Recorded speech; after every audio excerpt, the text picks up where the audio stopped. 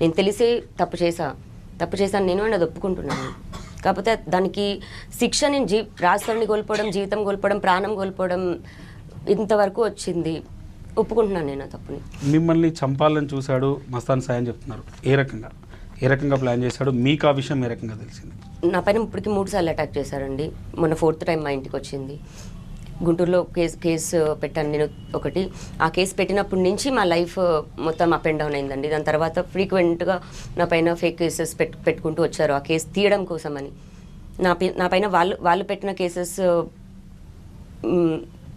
నువ్వు ఇది తీస్తే మేము ఇది తీస్తామని రాజీ చేయించడానికి అలా కేసెస్ పెట్టించారు నా పైన. ఈ మస్తాన్ సాయితో మీరు ఫేస్ చేస్తున్న ఇష్యూస్ని రాజ్ తరుణ్కి ఎప్పుడని చెప్పారా? డే 1 నుంచి తెలుసండి. రాజ్ తరుణ్ రెస్పాన్స్ ఏ రకంగా ఉంది? డే 1 మర్చిపో ఏం కాదు అని అన్నప్పటికీ కూడా ఇంకా గొడవలు స్టార్ట్ అయిపోయాయి. చుట్టుపక్కల పీపుల్ ఎవరైతే బ్యాచ్ ఉంటారో వాళ్ళందరూ దెప్పిపడడం స్టార్ట్ చేసేవాళ్ళు.